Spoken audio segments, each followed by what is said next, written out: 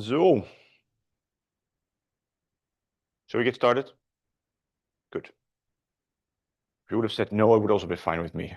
I have to admit that my head doesn't like when it's as hot as yesterday, and it definitely doesn't like it when there's like this weather change like last night. So, my head has felt better. So let's consider this an interventional experiment. I mean, how well does a lecture go if my head is really just bleh? Yeah. Good morning, Magnus, and congratulations. Yeah. So nobody else knows, I think, right, in this room at least. But Magnus applied for a PhD position, and he was not unsuccessful. So whether he is accepting the offer that is, I don't know, but the application was not unsuccessful. So congratulations. Good. Graphs. I want to talk about graphs today. In our quest beyond IID, we already looked at multiple data sets where we broke it. Last time there was a sequence, there was a time-based process where we needed to think about the past. So again, things were not independently drawn. Today we want to think about graphs. And naturally, the moment in a graph, things are connected. IIDness is also broken, right? Now, I can say many things about graphs. And in fact, I have at least 2 lectures prepared. And given how much I usually speak already about one lecture, maybe it's even more. I mean, who knows? But in the program that I have in mind, we only have 1 lecture planned for graphs. So that puts me a little bit in a pickle. So I had to choose. And normally this is the 2nd lecture. Right now it's the 1st one. So let's see how well that goes. And if afterwards you feel a bit unfulfilled when it comes to the topic of graphs, I also allow myself a bit of leeway, and this is why I didn't upload the slides just yet. So I'm definitely going to lecture the first half of this slide deck, and then depending on, how much I love this topic, how much I've loved the story, and, depends on your input, I might switch to another slide deck, which will be then completely improvised, because that is not a transition I've ever done before. But yeah, no. So a few further words about this particular slide deck. I've thought about removing this from TADA already. I think it's not 10 years, but close to 10 years. Then you're like, okay, cool. Yeah, we've done this topic. But each and every time, when I afterwards ask the survivors of TADA, like which lecture would you really like to keep, this one somehow always surfaces, right? So maybe it's time for me to lecture it really badly, and maybe the weather is helping, right? Or maybe this year you was like, no, please get rid of it. But anyway, I think people like it because it's a bit different in many ways. Good. So what are we talking about? Suppose we are given a snapshot of a graph, let's say a social network, right? People have been interacting with people. We can think about it in different ways. This can be an undirected graph, this can be a directed graph. We can have timestamps on the edges and so on and so forth, right? We can make it as fancy as we like. However, let's keep it basic, right? We have an undirected graph. And in this graph, a certain set of nodes are somehow marked. They share a certain property, which we assume, because of world knowledge, might be, one form or the other of infectious, right? It could be these are people who have a contagious disease. And we did this work long time before there was a pandemic, right? I mean, that we were working with the American CDC, so the Center for Disease Control, with the idea of tracking the origins of a pandemic, right? And that, but it hadn't happened yet. We were a bit ahead of our time in that sense. Hello, Florian. So, but given such a graph in which some nodes are marked, question we posed ourselves back in 2011, how can we find who are patient 0? And I say not just like who is, but who are, because it could be multiple, right?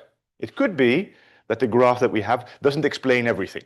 It could be that there have been some independent, geneses of this disease, right? And that's so how can we find the number and the location within the graph, so which nodes explicitly are the starting point of the epidemic that we're witnessing? We phrase this as who are the culprits? And these are not entirely verbatim, but well, slightly adapted for the lecture. The slides that we presented back in 2012 for this particular paper. This is joint work with Aditya. Aditya at the time was a last year PhD student of Christos Faloutsos, who is one of the biggest names in graph mining, graph analysis. Perhaps from the very first lecture, I mean, I showed some slides about power laws. The one behind the whole, hey, wait a second, graphs are power laws, was well, Christos Faloutsos together with his two brothers. That was the Faloutsos cubed paper. I mean, that's an infamous one. Anyway, and there was also me. There was also me. So who are the culprits? What's the second? Yeah, okay. Same question. This is a slide which, before COVID, I needed to explain in quite some detail. Right now, well, A, we have first-hand experience. B, you may already know some of the terms. So we somehow need to model, we need to have an idea of how an infect, right? How you could also see it as a meme or whatnot, right? But how the thing of interest spreads over the graph. In this first line of work, we kept things relatively simple.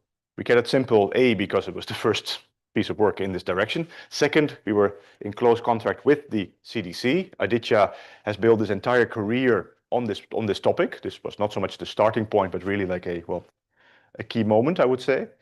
And well, also even this year, we published a paper on something related to this, estimating, let's say, the number of dark, I don't know what the term is that we actually used, the hidden infections. So estimating the true number of infections based on, well, only observing a sliver of things. But anyway, the model that we used is the so-called susceptible infected model, SI, which basically says that we allow nodes to be in one of these two states. Either you're susceptible, so you're currently healthy, but you can be infected, or you are infected. And how does this then work? Well, the mental model that I have of the SI model is that we have somebody who is sick, so the leftmost node here, and this person if we have a discrete time model, right? So time goes tick, tick, tick. At every turn, they cough their friends in their face. That's how you can sort of see this, right? And if this is a highly infectious disease, then you would expect that the three neighbors of this person would immediately, in the next time step, be infected, right? I mean, that's so. If this is a very low chance of infection, then you might wonder, why are they still friends after, let's say, a year, right? Because if your friends come by and cuff you in the face every day, I mean, something is wrong in the friendship. Or, I don't know, if you're into that stuff, I'm not going to judge.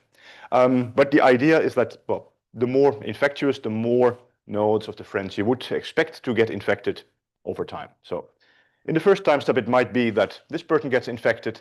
In the second time step, well, both these people start to cuff all their friends in their faces, right? I mean, which, well, that guy doesn't have any friends except for the guy who's already infected. Next time step, it could be this one, and so on and so forth, right? This is how this sort of unrolls. This is on the one hand a super simplistic model, but you can say, okay, well, come on, right? This is not how the world works. However, you can model quite a large number of diseases quite accurately with it. Amongst others, we have on the right-hand side, this is visualization of some real-world data of a tuberculosis outbreak. And what did CDC do? Well, they map the social network. So of the people that they've learned that are infected, they want to track who have they been in contact with, who do they know, and well, the closer to these people they start to sample and well, then try to figure out who were the patient zero, which people should we inoculate, should we quarantine, and so on and so forth. So TB is a disease that kind of works like that. I mean, you're susceptible and well, you get infected, right? It's quite literally through coughing often, but yeah. The flu also kind of works like this, right? I mean, every season there's a new, or every year there's a new flavor of flu, right? I mean, that you essentially have no a priori defense against that particular brand of flu. So there you are. There's also other variants of the SI model. So now I go a little bit off script, but do allow me. Then we go back to SI in a minute. You can also have a third state, namely recovered. So you don't stay sick. I mean, certain diseases are kind of forever, right? I mean, although even there, I mean, lately there was some very cool treatment discovered that can actually cure and really like 100% cure HIV, which is quite spectacular. And there's a number of other like treatments like that that can turn what would used to be eternal diseases into something that, well, something of the past. But okay, if we ignore or if we include that, then all of a sudden we have a recovered state, R. The idea of the SIR model is that we have an additional parameter, namely how long or with what probability do we switch from being infected to being recovered. You could parameterize this strictly, okay, 5 time steps. It could be a Poisson distribution with the mean at 5. It could be, well, whatever you come up with, right? And then once you're recovered, we can assume that, okay, now you're eternally like protected against the disease, right? So if we're looking at one particular flavor of flu, but if we want to look at flu in general, and you want to model this over different seasons, then we have the SIRS model, where you, after recovered, after a while, you're susceptible again. There's also the SEIRS model, and the E you can add also to the others, which is exposed. So basically, you are infected, but you're not infectious yet yourself. So you can see you can, well, add a lot of letters to this soup, right? I mean, that to model all sorts of states. It is kind of like a Markov model behind the scenes then all of a sudden, right? For an individual node, which is the process of how things spread. Well, as you can imagine, the more of these letters we add, the more difficult it gets to model things, given that most of these parameters we have to just guesstimate, right? It's really just well, asking the expert, which is the, well, the way of saying we have no clue, right? I mean, let's ask the expert. In this particular case, the experts claim that they can estimate these things quite well.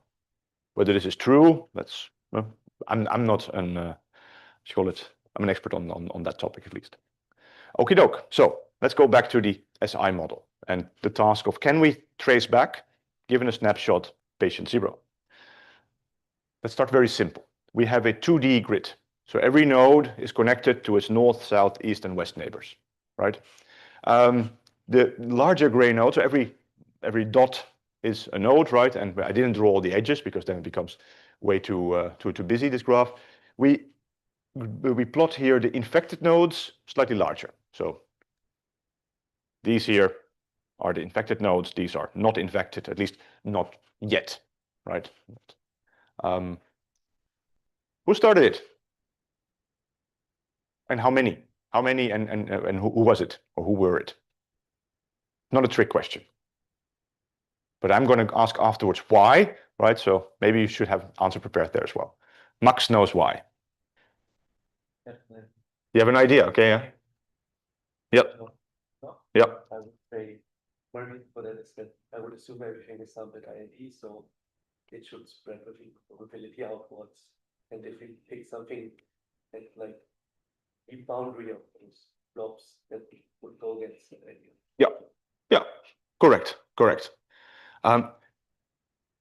Indeed. So you would assume that these infections are independent, right? However, there's a slight twist there. It's that suppose that you have, well, you are susceptible, right? And you have one friend who is infected versus you have 10 friends who are infected, right? I mean, that of course increases the chance in the second case, with 10 people coughing in your face, that you get infected as well, right? I mean, unless you have a very strong immune system because of all the coughing, who knows? But, okay. That's also another letter we can add to the soup, of course, right? That certain people are just not susceptible to begin with. I mean, that, so you can model this with this R node, right? You can also remove them from the graph, but typically beforehand you don't know. But indeed, it looks like there's 2 nodes here. But, another question, and this is an example question of what I could have asked, because I'm not going to repeat myself, could have asked in the exam. Okay, so we have the SI model, right? I mean that, and well, what is the steady state? What happens if we just let time run its course?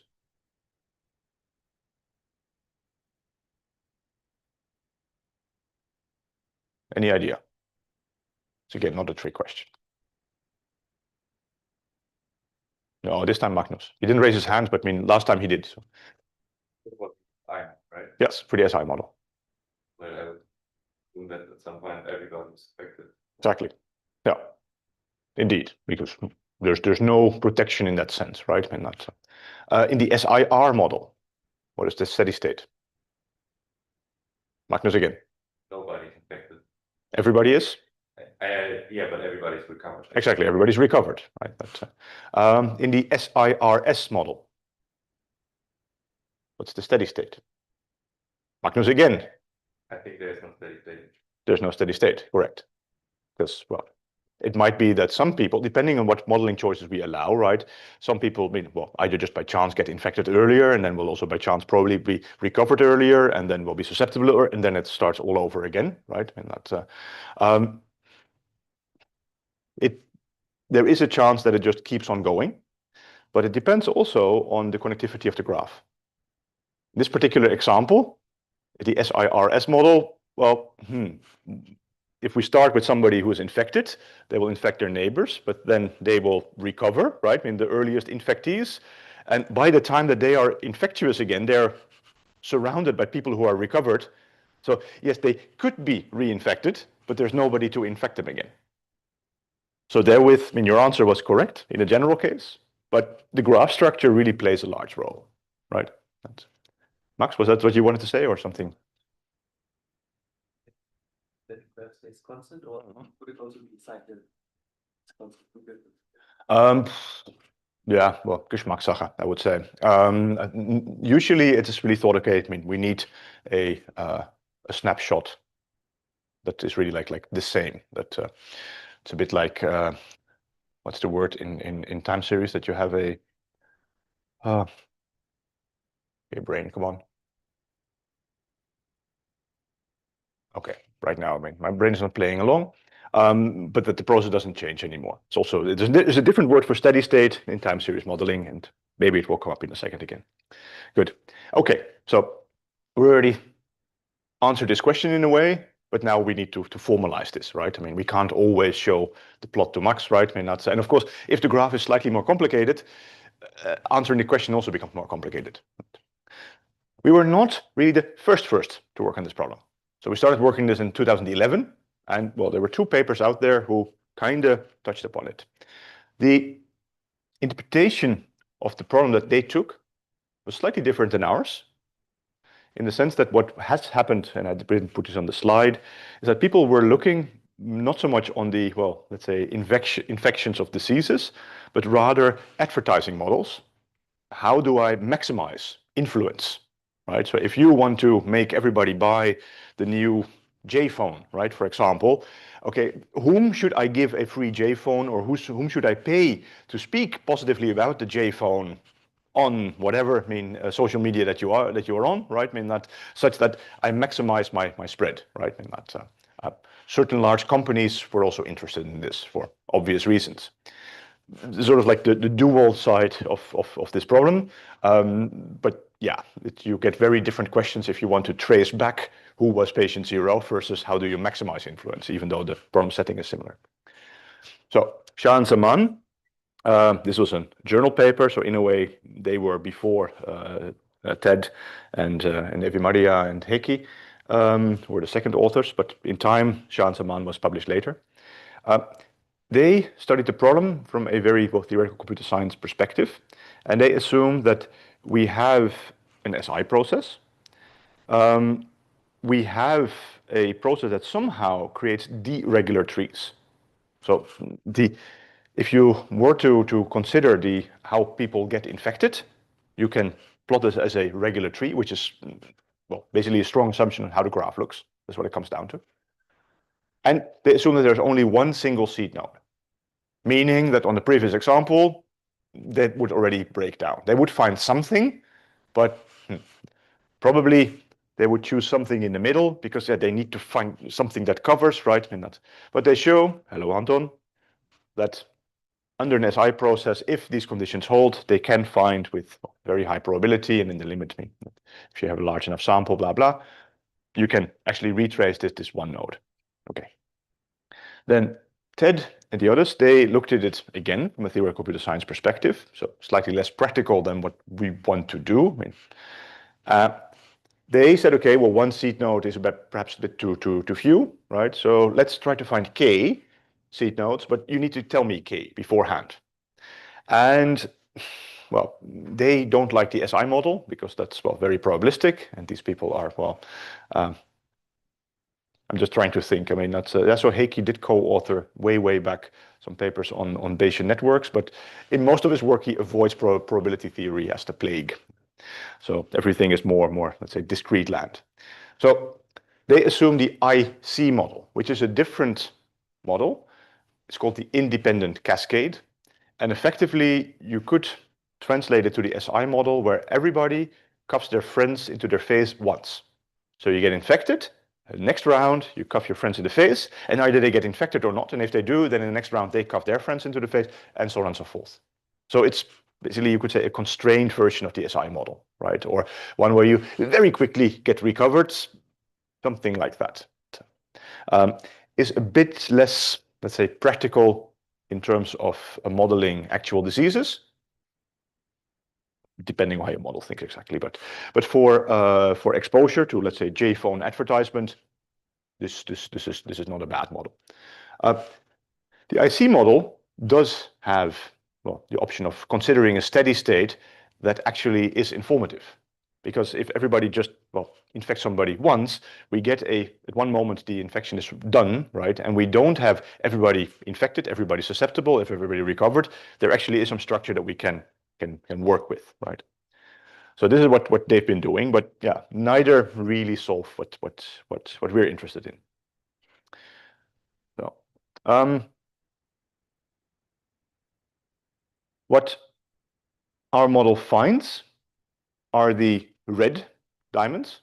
The true starting nodes are the blue ones. So this is the outcome of our method in the end, right? And I'm going to now tell you afterwards how we got there. Let me again go a little bit off script and discuss with you one point that we will then revisit later. Is this good? Or is this bad? How good is this? So it's not perfect. That is obvious. I would say it's not horrible because, well, it would be, let's say, the bottom left and bottom right now, like, okay, what are you even doing? But Magnus. I guess might depend on the application. Like, is it important that you have really the right person, or is it sufficient to have the surrounding? Yeah. Of course, if we put that person into isolation and whatnot, and all the rest we let roam free, then yeah, you have a point. But so it's a correct comment, but it's not exactly what I was after. It's more like the underlying question is, how good is this? How can we measure this? I mean, that is not perfect, right? I mean, so if it's perfection, we just have standard accuracy, done, right? We just count how many did we get right, how many did we get wrong, we divide this, right, done. But here we are, and we found a neighbor. Here it's like, well, 2 hops away. Is this good? Is this bad? Max, you wanted to say something? Yeah, but Not anymore. Okay. But how good is this? How can we measure how good this is? Anton.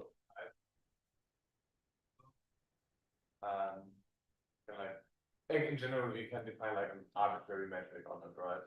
Mm-hmm. And now the question is, what is the choice of the metric measure, right? Sure, yeah.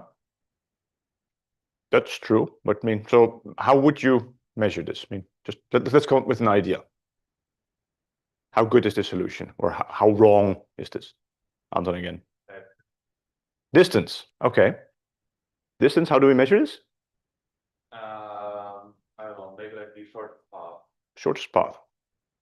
Okay. Yeah. But on one hand, a very good idea. On the other hand, I mean, well, what could possibly go wrong? And now I do ask you to think a little bit beyond the graph that you see here, right? This graph already exemplifies what is wrong, but if we have a power law distributed graph, a small world graph, then things get, well, very hairy very quickly. Max? If we think of what we find is has only one neighbor, and this one also has only one neighbor. Mm-hmm. The other one has only one neighbor, and in that sense, we might be quite close to the true one, but that true one has a lot of friends. Yes. It of course changes like what happens in the next timestamps. Yes. So I think a better metric would kind of be to compare what happens when we resimulate from our starting point for Mhm. them. Yeah. Basically, what would be the probability of either infecting the true one or reaching the graph or part? No. Okay. Good thoughts.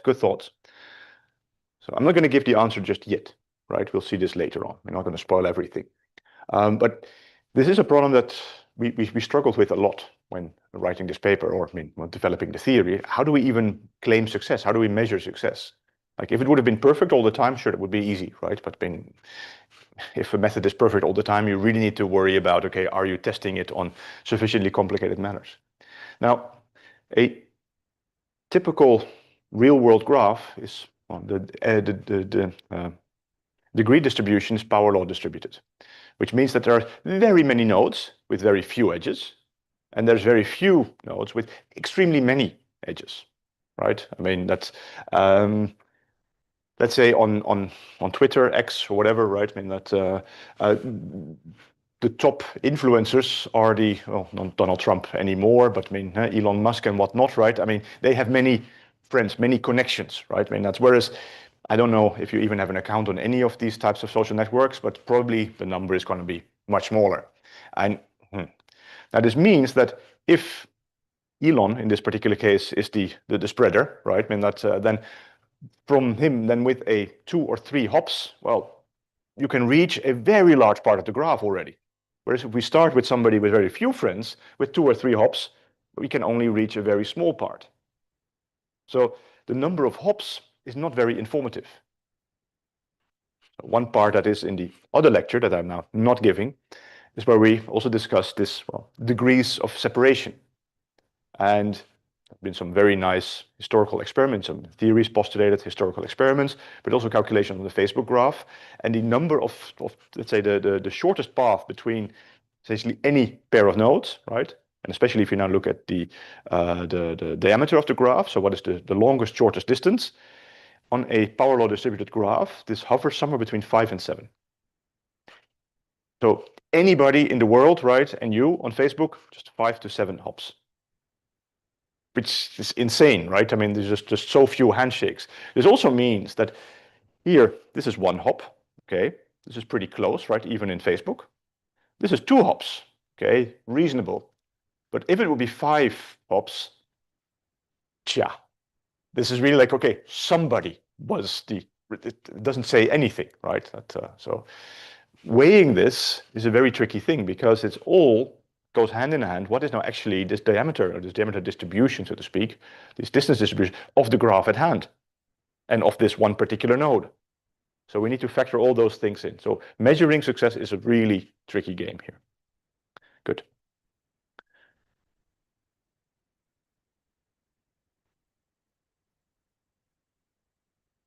Now we're going to try to formalize a little bit the ideas that we already discussed, right? So for that matter, I simplified the data a little bit. And rather than having this 2D grid, I just have a chain in which there's 3 nodes that are infected. And I already, preempted the answer that which one, to which one is the culprit, the one in the middle, right? So, just to sharpen our intuition a little bit further, I mean, Max already mentioned it, but why this middle one and why not the one to the left or to the right on expectation?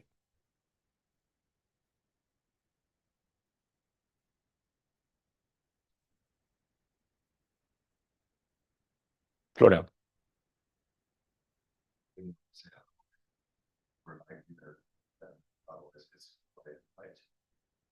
Mm-hmm. Yeah. Effectively, if you just write down the probabilities, well, it would mean that if we start here, and let's say we can do this all by maximizing expectation, but let's say it's a quite infectious virus, right? And that this means that in the first round, we manage to infect this one, but not that one. So we have both p and we have 1 minus p, right, as terms in the likelihood calculation. In the next round, well, this one still tries to infect this one. So we again have a 1 minus p, which, and if p is relatively large, that makes the 1 minus p very small, which is quite a penalty. Meanwhile, this one will infect that one likely, So, but we have twice a big penalty here, right? And that's, whereas if we start here, then in the first round, well, one of the possible paths is that we infect this one and that one in one go, and we're done. Or in the first round, we infect this one, but not that one, right? It can happen. And in the second round, we infect this one, and well, we only once have this negative penalty. This is how you can think about this, right? I mean, that's so effectively we can think about possible paths of infection, calculate the probabilities, and take a maximum likelihood sample of that. Okay, good. That is the intuition here. This is the conclusion of that, right? So these are the simplest working examples. Same chain, same nodes infected. However, I added a few additional friends to the middle node. And all of a sudden, for exactly the same reasoning that we saw previously, it is not the middle node that got infected. Because if that one got infected, then, well, why? And right now it's only 4 infected nodes. We can blow this star up arbitrarily much, right? I mean, that's so if I do this, if I push this to infinity, number of friends, right? Then it is, of course, would be very strange if it's just 2, right? I mean, that can only happen if this virus is very uninfectious. Well, if that is the case, okay, then these 2 scenarios might become exchangeable. But if our friends from the CDC give us a good estimate of the infectivity of the meme of the virus, it would actually be this one if it's not super low, right? We call this process exoneration, or the idea behind it exoneration, because rather than looking or focusing specifically, and what feels quite natural, at those people that are infected, we're actually drawing most of our signal from the people who are uninfected, but have an infected friend. Those are the ones that basically exonerate that one infected friend from being the culprit. That's what we see at the top, right? The uninfected friends on the side exonerate the left and right of the X node. And similarly in the bottom, the many uninfected friends of node Y exonerate that node. That also suggests, to a certain way, a possible approach on how to find culprits. Before I go in the method, let me go back a few slides. So, if we take this idea of exoneration, so uninfected nodes exonerate infected nodes, then and we put this into an algorithm, what could we do? I give you the snapshot again. What could we do? Let's think of an iterative algorithm, just to give a hint.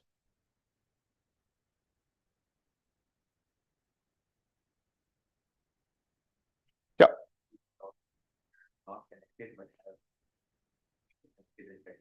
Mm-hmm.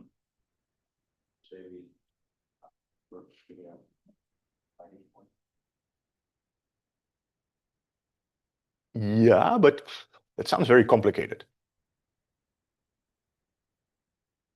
Let's think of something, or perhaps you mean it, but perhaps I don't understand it, but what would be very simple? Florian. Yeah. But they're the least likely to start it. So they they have other nodes that are treated. Yeah. And then choose those that are most likely to be like the last 2 that have been affected, basically, and then label them as maybe they weren't infected in the step before, and then it should repeat that process, like always take away some affected nodes. Yeah, that's, I would say, a pretty decent intuition, right? I'm not sure if this is exactly what you meant, right? I mean, but it has a bit more this iterative component. So you were talking about individual nodes, and this is indeed how the calculation would go, but effectively I see 2 onions here, or one big onion. Why don't we peel away the outer layer? So every node who has uninfected friends, well, if we just like very crudely say, those can't be it, right? Let's remove them. And if that still leaves us some nodes that are infected, okay, good, right? I mean, those are much more likely to have started it. But by now thinking the layer that we removed, sort of mentally flipping those to being uninfected, that means we can iteratively home in this particular case exactly to the centers of mass. Now, this might work, but might also not. What could possibly go wrong? What are we assuming under the hood?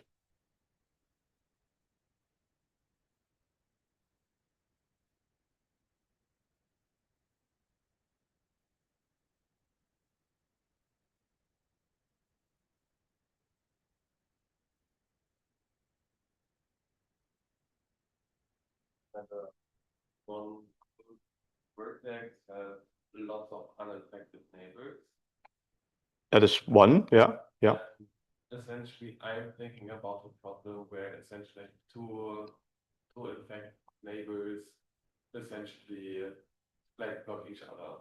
Mm-hmm. If you get what I cannot like really phrase it well. Okay, I have difficulty interpreting that, but going from the first thing that you said, if we there have, let's say, well, we have Elon Musk somewhere in this network, right? I mean, that's and let's say that not everybody gets infected, then actually, and even if he is the culprit, that might actually mean that we remove him as a candidate culprit just by the fact he has many followers, which, yeah, that is one thing that can go wrong. The other thing that can go wrong, so here we have two starting nodes. Oh, yeah. Well, like recommendations. Mm-hmm.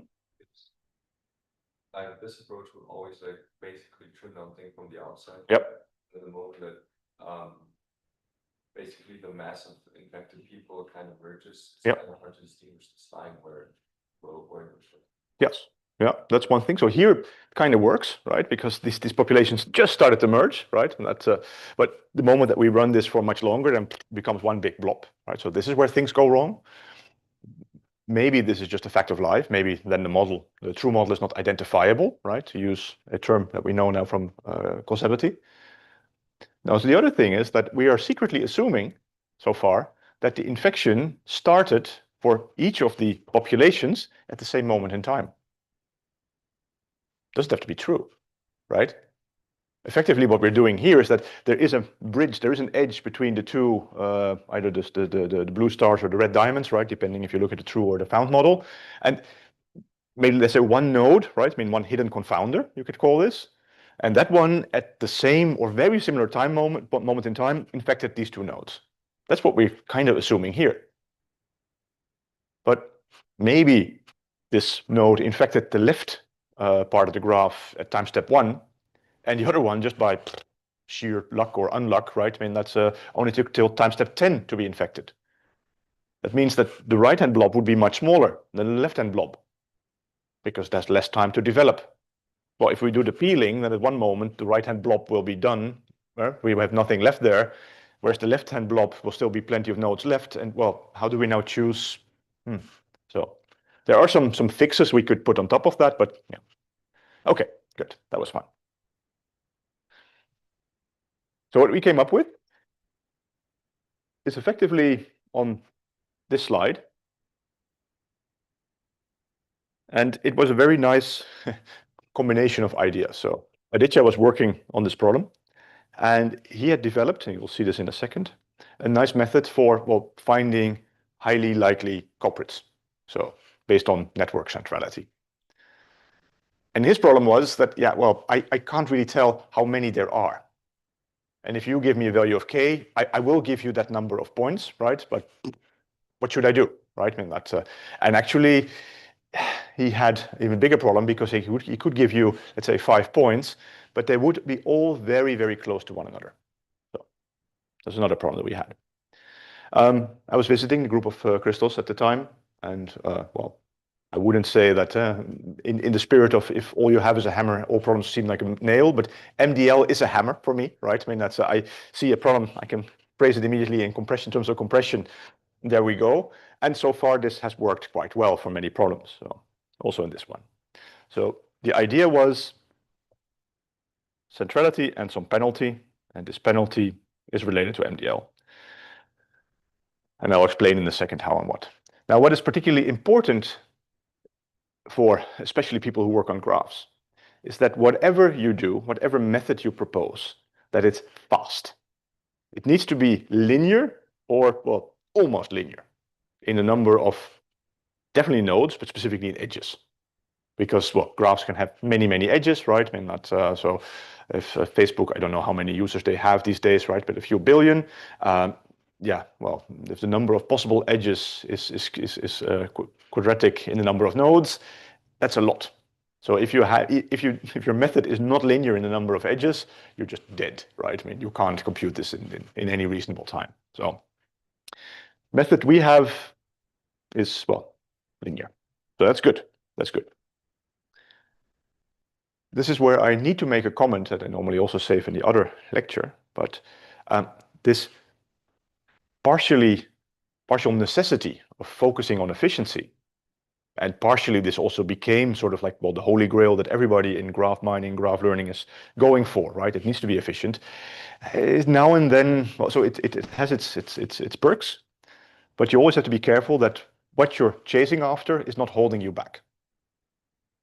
And in this particular case, and perhaps we get also to another method either later today or next week, we have to see, also on graphs, sometimes it helps to come in with a fresh view. In this particular case, this was me, who doesn't really care about graphs specifically. I don't care about graph type or data types in general, right? And therewith, I was not so loaded with, okay, it has to be linear. I'd rather have a method that does what it's supposed to do and is then as efficient as we can make it. But I rather first have something where we know that it does it well, right? Without falling into, let's say, the TCS, theoretical computer science trap of like, okay, let's just define an exponential time, or now we have a polynomial algorithm with coefficients that are, well, yeah, only mathematicians would call finite. So, but you have to be a bit careful not to overfocus on speed, because therewith you might throw away ideas that seem more difficult to compute, and you might, and maybe they are, maybe they aren't, but the right answer. And you kind of want to have the right answer rather than one that you just can calculate fast. Together, this method, we call it net sleuth. And how does this work? Well, except I'm using slides almost verbatim from the presentation that we gave. I think it was STM, I'm not even certain anymore. So we also had to explain to the audience what is the cost of a model. Well, you know what MDL is, right? But so hence I'm not going to explain that. I can quickly go over the intuition of how we score this, right? This penalty that we have in mind. So curly S is a set of nodes that we say are the seed nodes, right? These are the culprits. I use curly L because Aditya insisted on it, because he wanted to have the L for the Laplacian and for other graph theoretic things. So fantastic, right? I mean, that's but this is the only paper or the only two papers where I use curly L. So if you're confused, then okay, fine. How do we transmit which are these nodes? The whole idea of MDL is that, I mean, rather than taking just some arbitrary prior out of the big book of distributions, right, we think about what is the core information. Well, the first question you should have, right, if you know the graph, but you want to know who are the culprits, well, how many? That's the first thing that you need to know. The moment that you know how many nodes I'm going to tell, which there are, okay, well then, which ones are these, right? So if I say it's going to be 3, then 3 out of 1,000 nodes, okay, which 3 are those? What we can do in that case, we can enumerate every possible set of 3 nodes out of the V or K nodes that we have, right? And each of those we order canonically. We have just some fixed order, doesn't really matter. And now, how many bits does it cost to identify the 3 nodes that we actually have? This is simply a logarithm, namely basically a binary tree, to over this set. So logarithm to base 2. That's the number of bits. That's the minimal number of bits. Well, that you can phrase a bit more compactly by the logarithm to base 2 over n. Choose, so n is the number of nodes in the graph to begin with, and this is the size of the seed set. This is exactly that number of bits. You can't do it more efficiently than this. You can do it less efficiently and it may be easier to compute, but this is the best one. Now, what do I have here? This is L with the subscript n. This is the MDL optimal encoding for integers.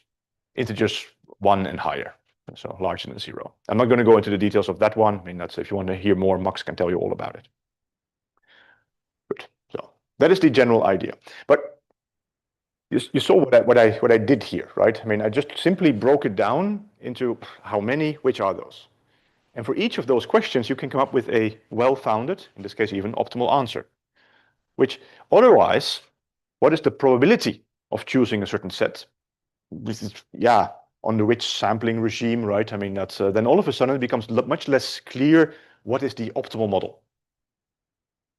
Now, if you're lucky in that regard, right? If you choose a sampling regime that fits the true generation well, and maybe even better than this minimal encoding type of idea, which in the limits they will totally agree, then just choosing an arbitrary prior is also fine. So I'm not arguing that MDL is necessarily better always, but it is more convenient to think about, I find. Okay, so this is then the number and which are the culprits. But how do we now decide if a certain set of culprits, if it's good at all? Does anybody have an intuition? How can we, so let's say in the blob that we just had, right? I don't want to go back to the slides again, right? And that I identify either one or two or a different set of two. How can we now measure which one is better? And ideally in terms of bits, right? But probability is also fine because then I just take a logarithm.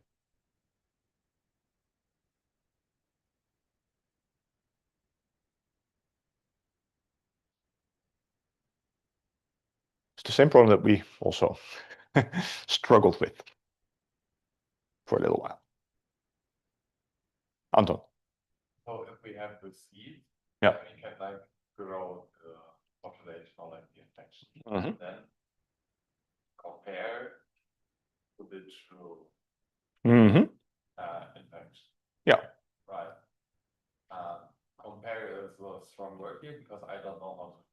Mm-hmm. Exactly. This is what I meant with struggling, right? This is one of those problems that seems easy at first, but then you run into some brick walls. Florian, maybe you push through the brick wall.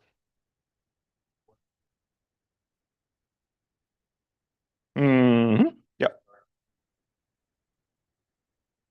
Let's say it like 10,000 times. Yeah. Times you get something which is the data or is really close to.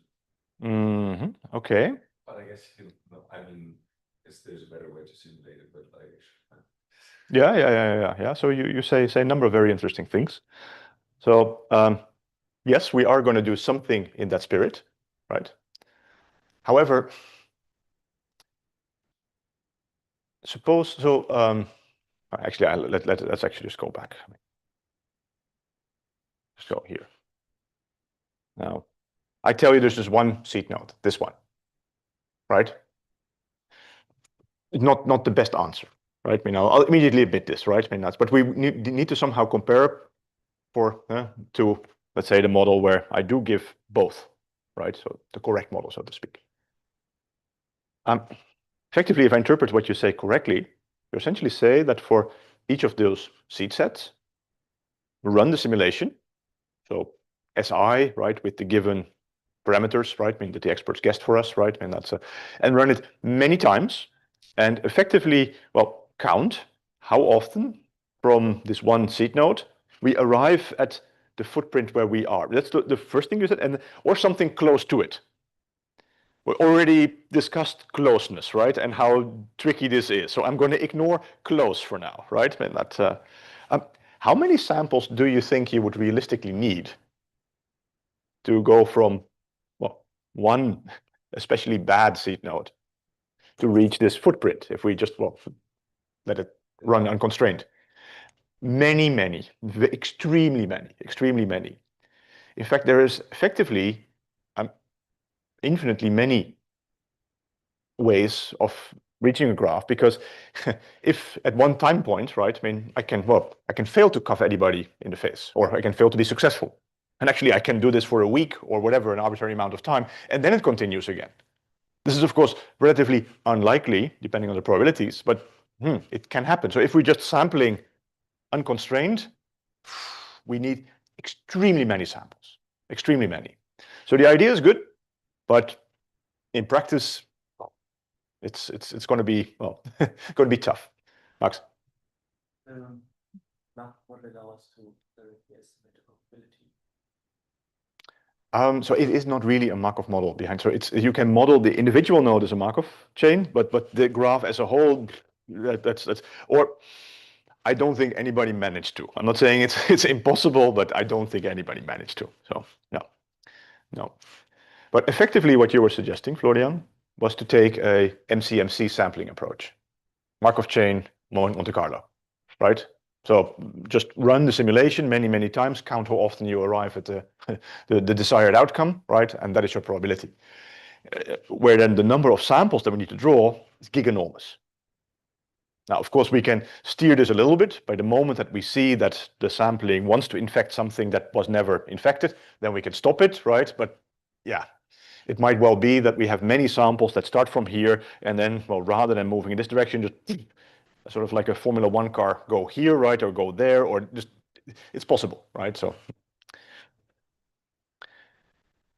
no, so what basically our idea was, is that rather than, so basically it's two parts of the idea, or maybe even three. So one, sampling many things. I mean, this is computationally super costly, and we want to have a fast algorithm, but the other thing is that there exist extremely many paths or roads to Rome. If I give you the correct seed set, how many MCMC chains do there exist that reach exactly this footprint? Many, right? Suppose that in the true chain, we first infect left and then right, and then somewhere here, right, in this blob. And well, if I flip this around, is this going to be a massive difference in likelihood? Probably not. Probably not, right? So does it really matter that we get like the correct chain of infections? Not in this task.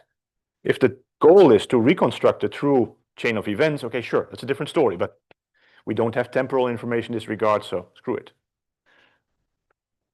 Now, the leap of faith that we will be taking is to effectively use one, what we call ripple, one chain of infections. So rather than sampling nearly infinitely many, we're just going to sample one. And we're going to force our sampling such that it never infects anything that is not infected. And we force it such that, well, everything that is infected in the end gets infected. That's basically how we tune the sampling. Anton.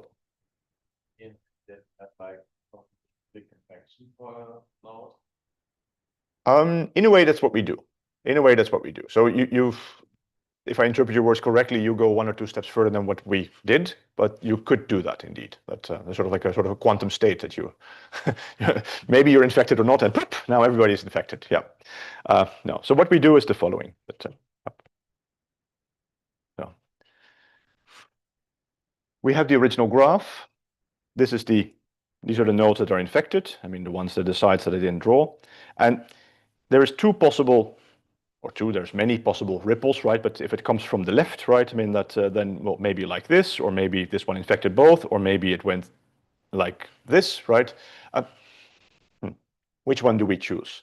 Well, if we just sample, if we think of it as that every node, well, independently sort of cuffs their friends in their neighbors, right?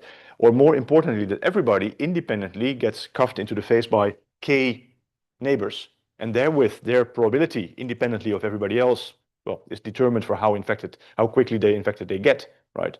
That allows us to sample a maximum likelihood estimator. Suppose that this is now the starting node, then what we can do, we can count the number of uninfected nodes, treat each of those, so give everybody then, for every, I should look at it the other way around. Let me actually see if I have a slide that, yeah, okay, let me actually show this in the next slide. So the cost for one specific ripple is as follows. So ripple is R given a seed set. We again have the number, in this case, the number of time steps. So how many time steps do we have to unpeel? Then that is then for each time step. And what we encode is essentially the changes to the frontier set. So remember this idea of the onion that we were peeling, right? Right now we're kind of growing the onion. This is how you can kind of see it. So how does the frontier advance? So we start with the node on the left, which is infected, right? The others are not yet, right? But we want to encode this particular ripple or this particular set of infected nodes. So this node here is the only one connected to this one that is currently uninfected. It needs to be infected, right? So this means that, well, we can now compute what is the probability of being infected, because it only gets one attack per time, per moment of time. So we can also calculate how many time steps until it will get infected, right? This goes hand in hand. Other way around, we can now, for the current set of nodes that are under attack, in this case just one, we can calculate what is the expected number that will be infected in one time step. Now, each of those should be treated independently, right? So let's say we have 4 nodes under attack. We expect 2 to be infected. That's how we achieve maximum likelihood, right? So whether we take these 2 or these 2 or these 2, or that doesn't matter from an MLE perspective at this level, right? And sort of the many roads lead to Rome sort of sorts out the many sampling problem. So we just choose randomly 2 out of 4. We choose the expected number out of the number of infected nodes, which also mean that if we have now a very low infection probability, it might mean that in many iterations we don't infect anybody, right? Which is also completely fair. But, so we get a good estimate of the likelihood. In this particular case, the frontier is this, right? And in the next round, the frontier, well, this one we have to treat separately because this one is part of the frontier, but we may not infect it. So we have to always use the 1 minus p probability. So the way that you can think about it is that in every iteration, we have to transmit under the probabilities of attack, probabilities of infection, did a node get infected, yes or no? So if one node is under attack by 25,000 nodes, right, that means that the probability of this node getting infected is incredibly high. So if somehow in our random sampling this doesn't happen, right, maybe because it's this edge node, right, it doesn't want to be infected, that has a very low probability and therewith a very high cost. Meaning that we don't want to have ripples that quickly reach the edge, and especially not edge nodes with many, many friends, because then if the ripple continues in the other direction for a long time, we're trying to, well, not infect nodes for a long time. That costs a lot of bits. That's the general idea, what we're doing here. Okay, and the nice thing is that by choosing this in an MLE fashion, we only need one. And what we experimented with is that this is, in terms of likelihood, in all experiments that we tried, extremely close to the true ripple, which in simulations, of course, we know what it is, right? But, so even if it's not identical. Good. Okay, so how do we now optimize the score? The idea is that we first are given k. I know we still need to solve it, but so we start with 1, then we go to 2, then we go to 3, and we find good seed nodes, and then given seed nodes, we optimize the ripple.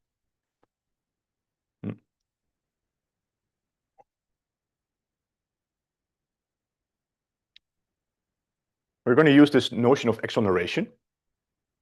And what we came up with, and there Aditya gets all the praise, is that you can now look at a, well, you can consider a constrained SI epidemic where we look specifically, we're specifically interested in the nodes that are infected, but we need to keep their uninfected friends into consideration.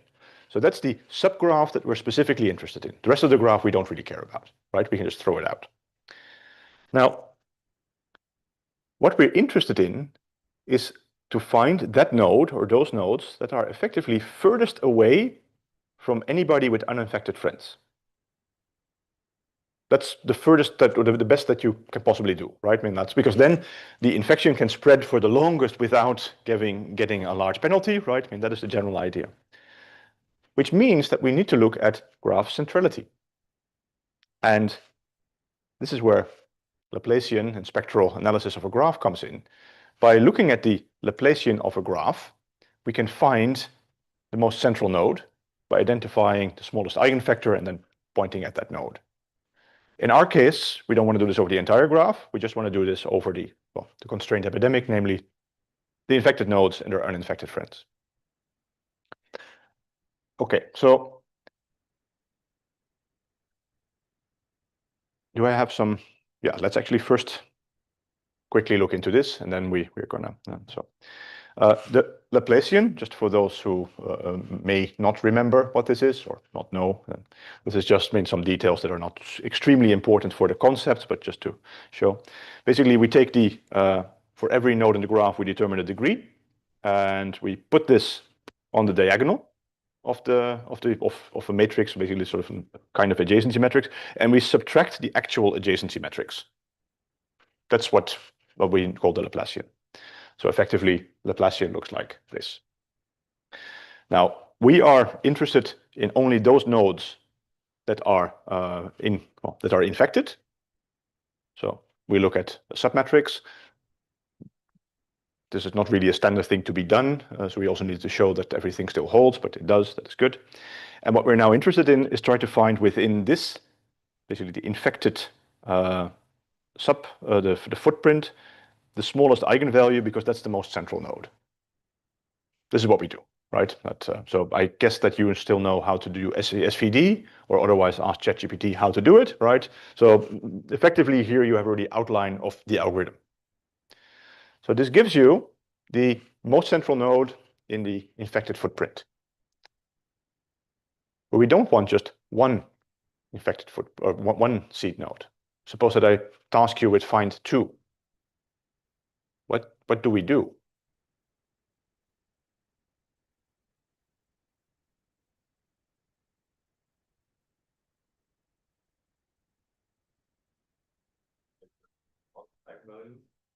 What could possibly go wrong?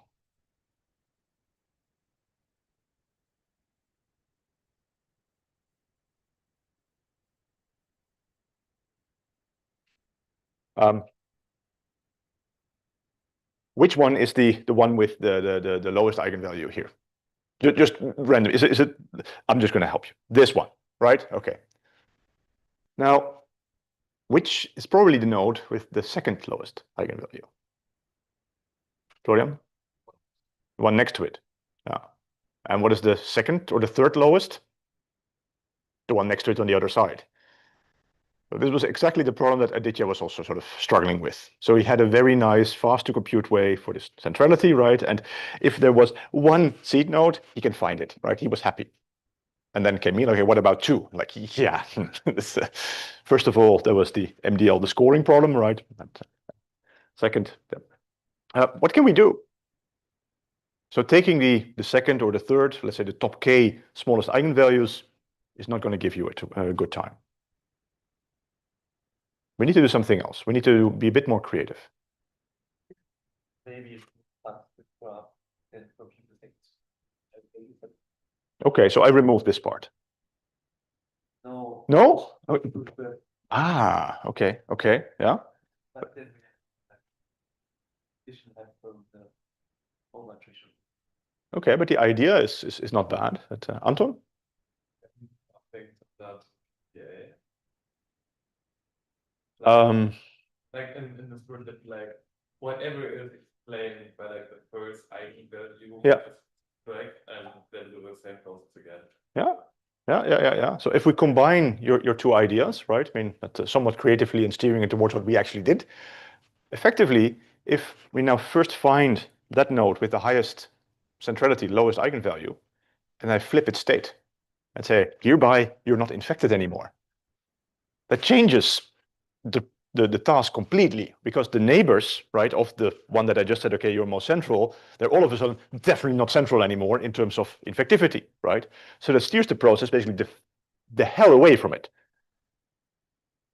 And then indeed, a bit like Anton said, we have this sort of iterative, we already explained this, we explained this, so sort of a PCA-ish iterative optimization. It also connects to what you were saying, except that we're not just removing an arbitrary part of the graph, we're just flipping the state of one node. So This is one of those ideas that you just blurt out and then people are like, oh wow, like, okay, yeah. So now we can also, whoops, immediately start to think about what happened here and why did it happen. So the blue nodes are the true seed nodes, and we found the red ones. Which one do you think we found first? And which one second? And why are they not spot on to the blue ones, but rather a bit more to the center of the graph?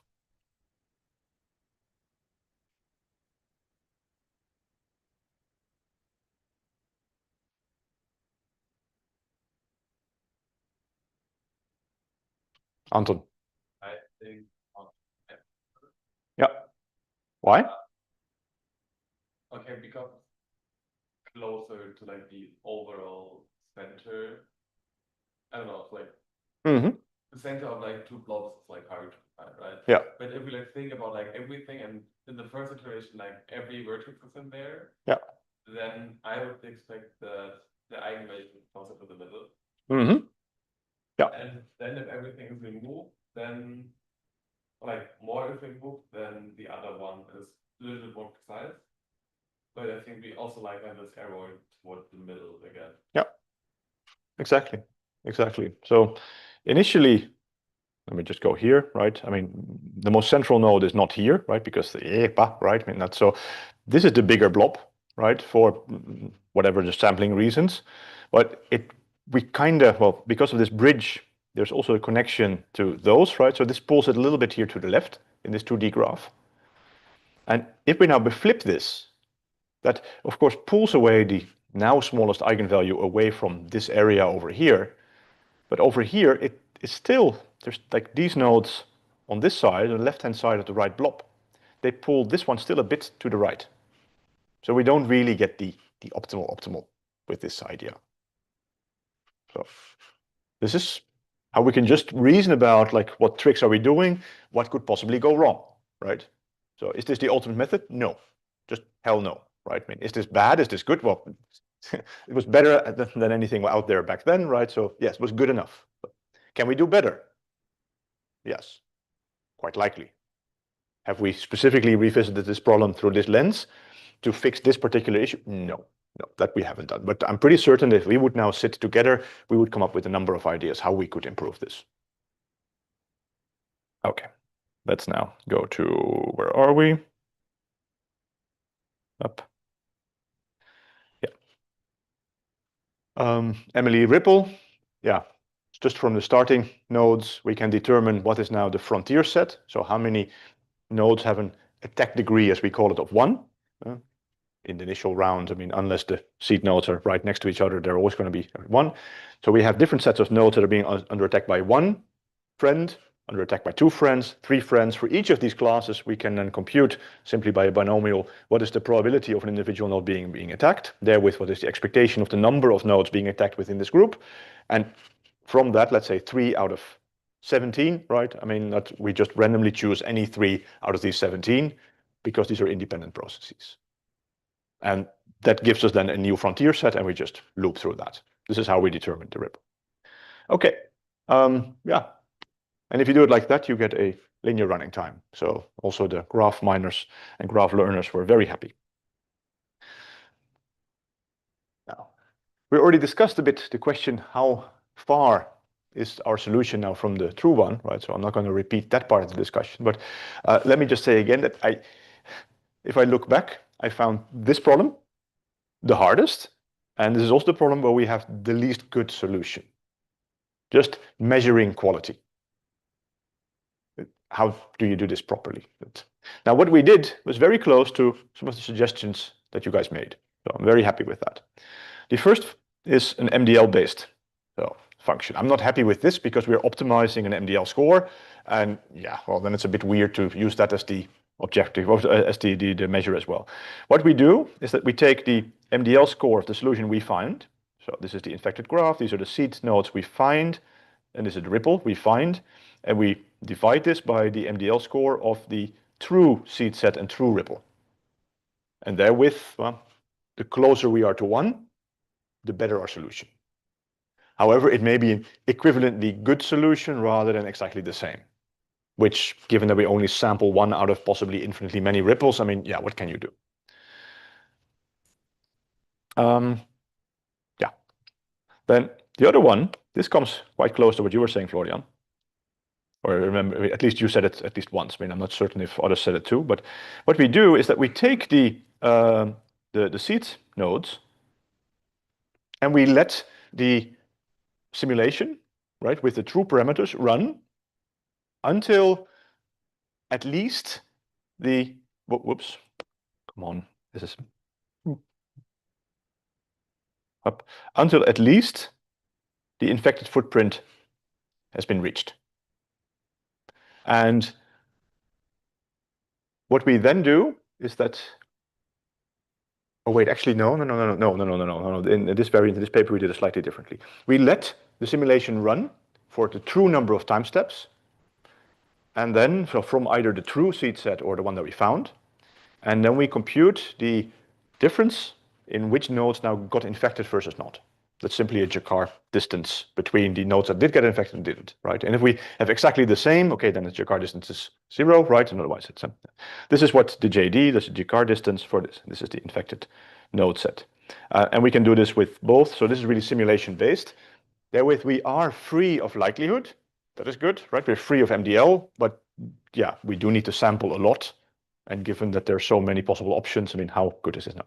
Again, the idea is that one is best. Okay. First, we evaluated a bit on how many seed nodes, or can we recover the number of seed nodes? So on some real-world graph where we chose the number of seed nodes which got infected and then let things run, but not on the grid that you saw. That was just for illustration. This is the MDL score on the y-axis. And then what you see is that if we have one seed, the model we find for one seed is really the cheapest. For two seeds, really cheapest. For three nodes, really cheapest. You also see a certain trend here that the next best model, right? So 1 to 2, 2 to 3, 3 to 4 has the next best score. Okay, that is fine, right? But you also see that the difference between the next best model and the best model starts to diminish quite aggressively. Why? What is happening here? Or what could be happening, I guess.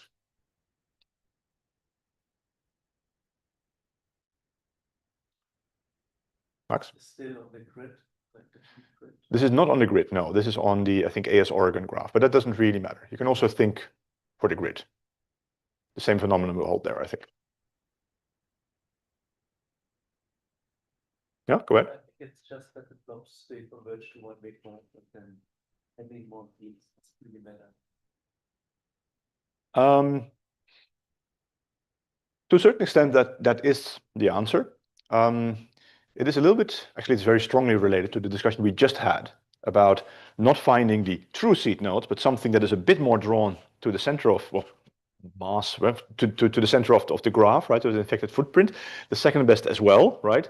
And therewith, by being of more, well, a little bit every time, that leaves room to, well, explain those parts that were a bit further away with another node. Now, in grid world, we already saw that it moved a little bit. And you can imagine that if it's not grid world, but well, we have an actual Twitter graph or whatnot, then if you are just 1 or 2 nodes away, that means that there's a large part of the graph that we can actually explain a bit better by moving things. This algorithm doesn't have the option of moving the seed nodes after it has found them, right? This is one of the optimizations you could think of. But this is what you're seeing here. So the good news is we find the right number of seed nodes. The good news is if the true number of seed nodes is not too large, we're pretty good at it. And the, well, not too bad news is that, well, perhaps we overestimate. We have a slight risk of overestimating the number of seed nodes, which I think is better than underestimating it, as long as the set of seed nodes we did find are indeed close enough to the true seed nodes, such that if there is actually an infection going on, right, some pandemic, whatnot, we can find these people and inoculate and whatnot. So, okay, so how good are these models, MDL and Jacquard? Yeah, well,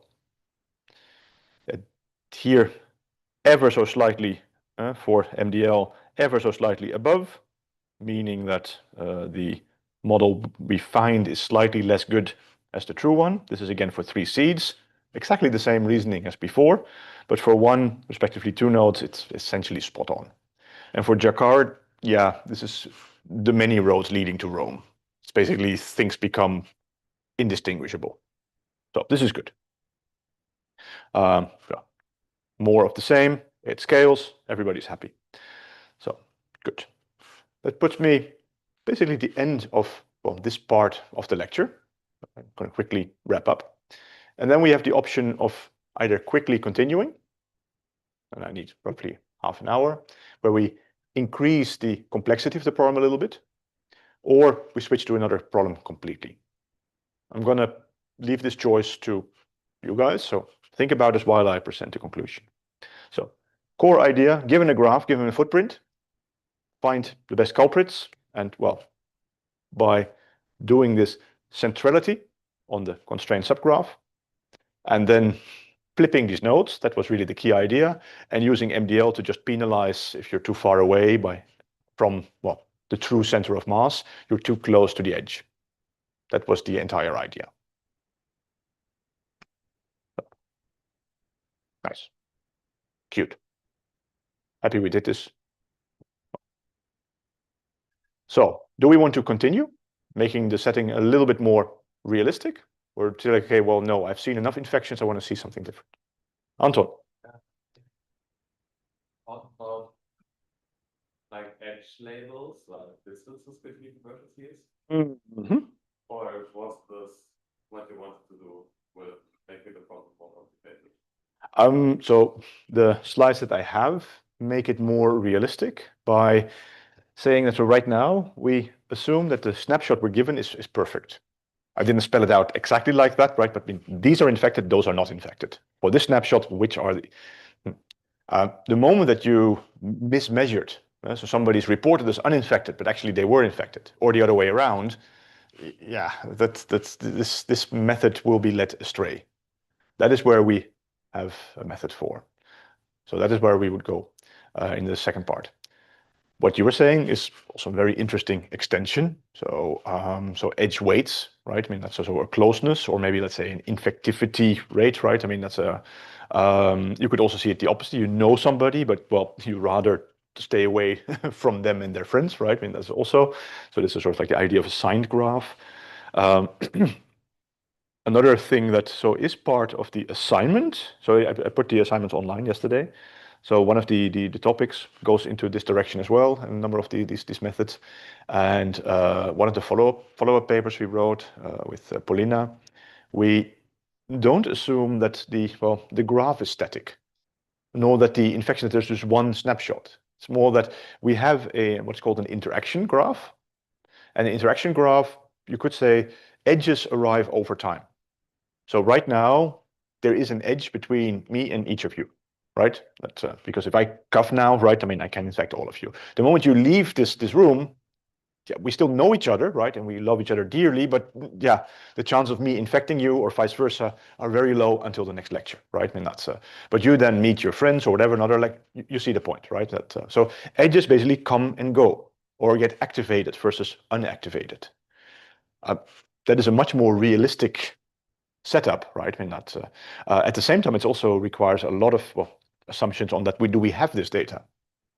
Because on the one hand, that we are once a week, let's say, in contact, that is relatively easy to model. But during which hours now exactly? Yeah, right. I mean, that's with the lecture then being on Friday and Thursday, whatever, right? It makes it more complicated. So do you know this exactly? And so on and so forth, right? Now, also with Paulina there, we dropped the assumption of SI. We don't assume any infectivity model.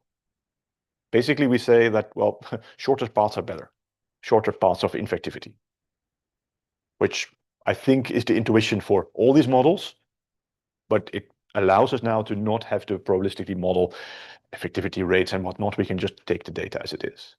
So there's another angle how we improve this. You could take, which we didn't do there, you could take, let's say, well, different people have different, let's say, immune systems. Their immune systems have different strengths. right? Some people are just more resistant because they do more sports. Or from was it last week or the week before, the example? I mean, that I forgot the name of the paradox. Berkman's paradox? I don't know. That's Bergson's paradox. And that basically you have these weird negative or positive correlations such that smoking prevented you from getting COVID. No, smoking means that you're more outside and therewith lowers the probability of getting COVID because you're just less inside. It's not the smoking itself, right? That's stuff like this. So the moment you include this somehow, that every node you can estimate, well, how likely they were to be infected, is also an interesting angle. But for each of those, yet another angle is, okay, are we now interested in one disease? And what can we, with the data we have, what can we infer?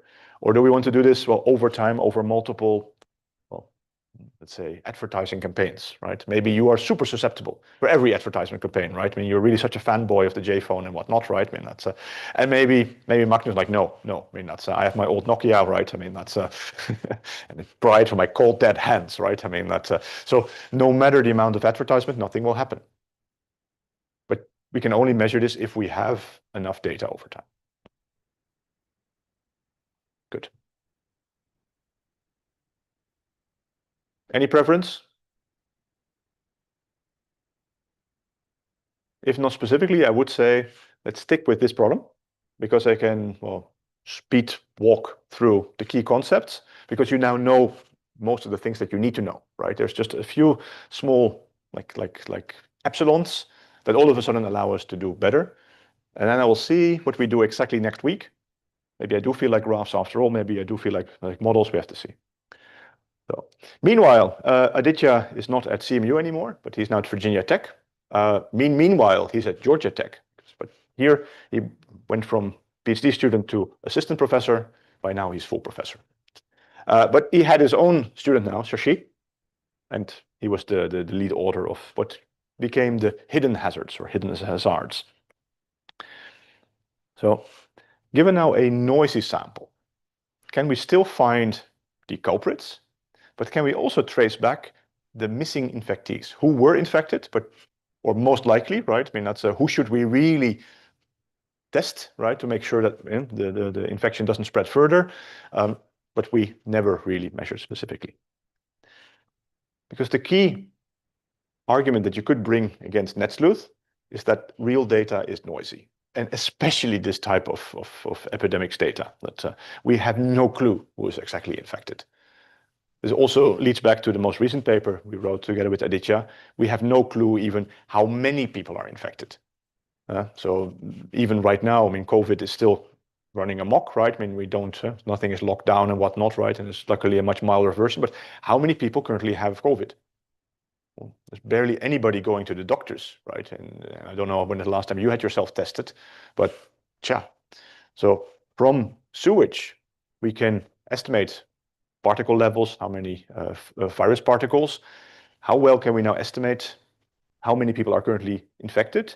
And there was also track, is there a new outbreak of some new variant coming up? All related. Give me 1 second. So effectively, it comes down to the pyramid on the right, which is not Maslow's pyramid in this particular sense, but the surveillance pyramid. So we have general exposures. Not everybody becomes ill. Not everybody who's ill seeks care.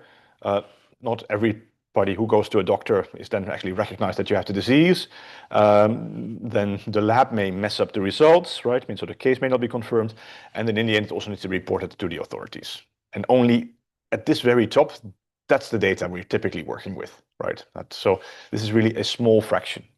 And this is very realistic. I mean, this is then, I think, from 2015, or 2014, this news article, but I mean, I saw a very similar one really like 2 weeks ago. Should have updated this.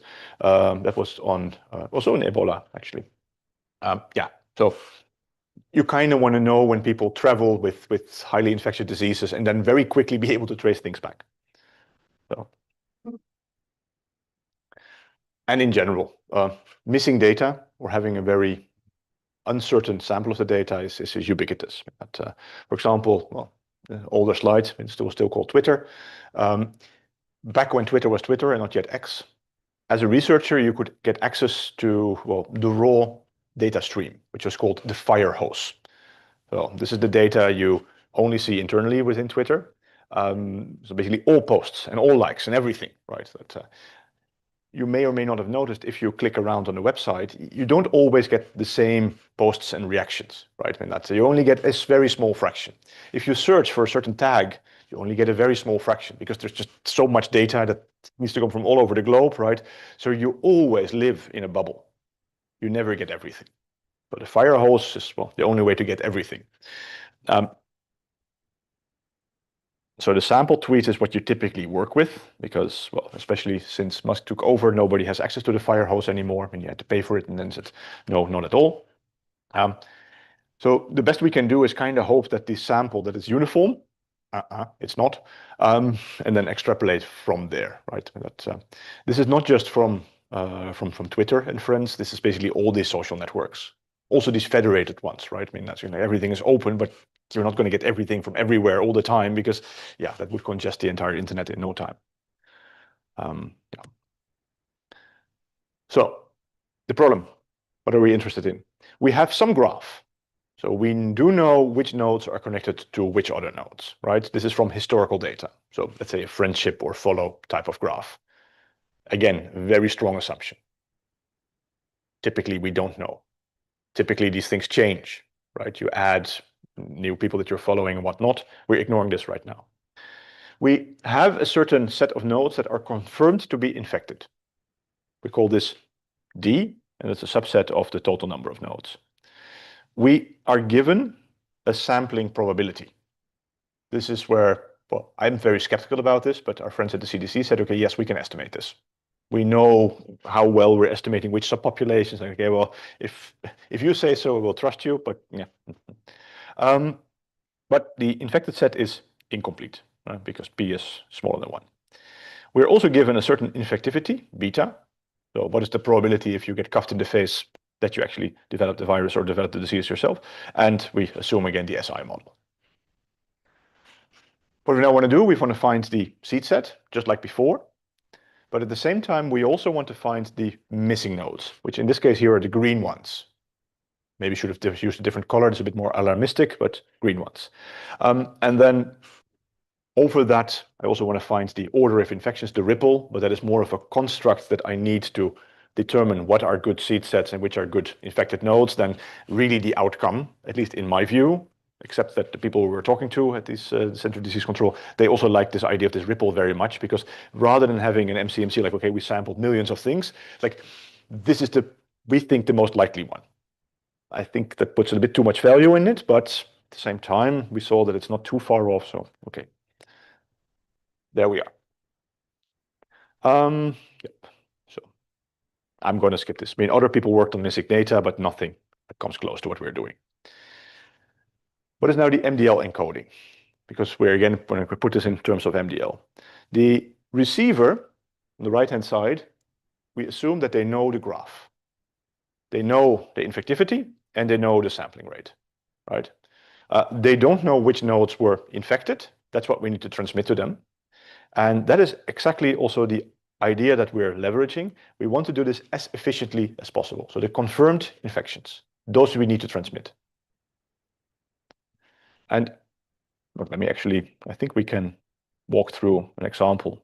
So this we know, this we also know, this we know. So,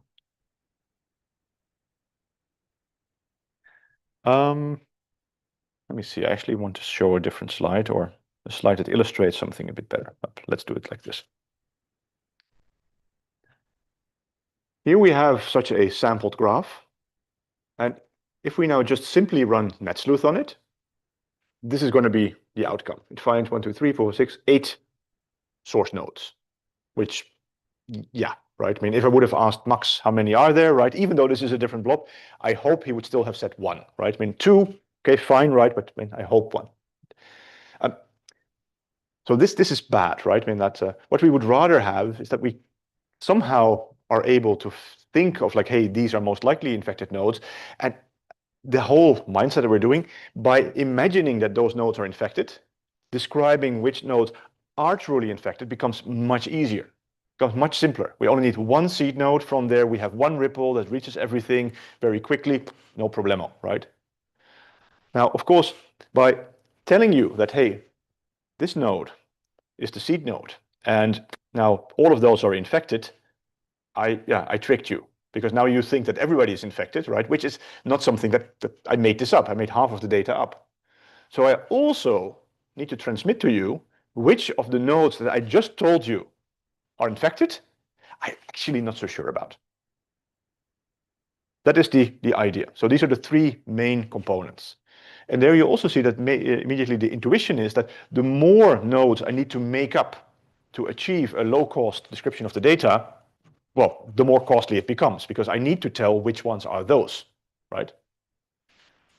That is the general idea. So let me now go back to the score, which was somewhere over here. So you now know too much. We need to identify which ones were those. So which are the green nodes? This is the set of green nodes. Gamma is the the probability of being truly missing, so 1 minus the sampling rate. And what we do is as follows. We look at first at what is now the probability of having that many missing nodes given gamma. Right, so and actually what should be here, comma, is the size of the total infected footprint. So size of I. So that probability. This probability is essentially a binomial.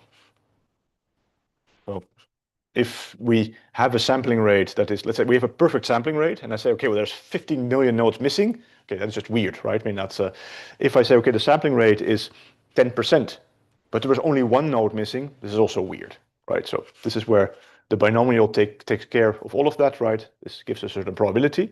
And if you flip this around, right, I mean, because now we're talking about probabilities, take a negative logarithm of this. This is now a code to transmit which actually happened. You can write this binomial, this probability also out again as this canonical ordering of every possible explanation, and then your binary tree again. So it's again also optimal. So this is the number of green nodes, and then you still need to know which ones are the green nodes. So that's again the binomial. So we have, this is the total number of nodes I told you that are infected, and we choose this number out of it. Again, in canonical order. No bits lost, perfect. So now you know both the intuition as well as the formalization of it. Nothing too hard here. So that gives us an entire cost, right? And that, note that we now change the interpretation a little bit. Previously, we were transmitting the infected nodes. Now, well, we kind of put the infected nodes as the model, and then the data is which ones are the truly infected nodes out of those. So in MDL, whether something is a model cost or a data cost is always a bit of you can move bits around, because in the end, it's just the total number of bits that we care about. Okay, what minimizes it? We decouple the problem once again. Whenever you're faced with a problem that is too hard in the joint, just split it. Finding seeds and ripple. Well, for that we have a pretty good solution already, right? Let's just use NetSleuth. There's no reason to reinvent that wheel. And no, we did not improve over the things that we just discussed, because, well, I'm not even sure how aware we were of it at the time, but time is also limited, so you're not going to change every epsilon all the time. Now, given some seeds and a ripple, we can start to reason about what are now the missing nodes. And, well, so, okay, yeah. This is just running NetSleuth, and the right-hand side netfill sort of makes things easier. Of course, which nodes we say are missing depends on the seeds, because it depends on the ripple. So if we have here, this is the seed node, and we say that those are uninfected, right? We haven't measured those, or we measured them wrongly, then, well, this node is very likely going to be missed, right? Or like going to be, needs to be marked green. It will make life much easier, right? So that, whereas if we would put it here, then, well, maybe this one is missing, but not that one, right? So everything is a bit connected there. So suppose that we are given the missing nodes.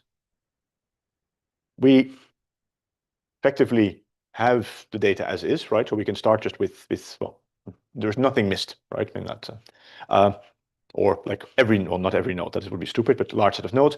We just consider that jointly as the infected nodes, and we just run NetSleuth. That gives us a number of seed nodes and a ripple, and then we're good, right? I mean that's okay, done. Applying NetSleuth on the oracle, we get the correct one. Now the other idea is now to flip it around.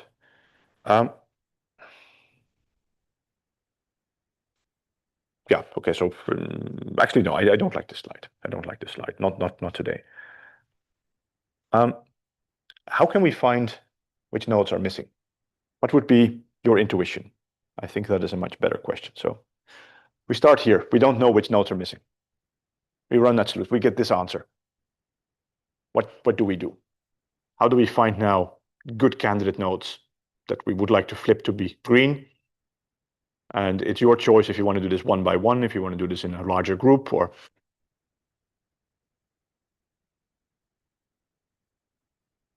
what could we do?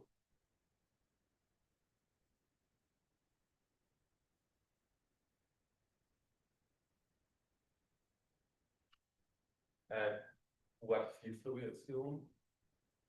The red ones. Like, but on the left? On the left. So basically, I give you the data on the left, right, where the red ones are also gray, right? That's the data I give you. And well, in, let's say, the iterative scheme we have, the idea is we run NetSleuth that gives you the seed nodes and also an MDO cost and ripple and whatnot, right? So you can use those constructs if you wish. You can also use completely different things. But we see that it's obvious to everybody this is not a great answer, right? I mean, so we want to move from here to something close to an effect in the end really the same as on the right-hand side. How do we determine which nodes are missed?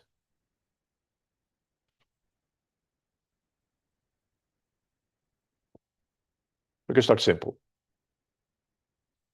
For every seed, I think it's pretty safe to assume that all neighbors are infected. Mm-hmm. Very high likelihood. Yeah. So we can fill these in and run NetSleuth again and then do a session. Okay, yeah.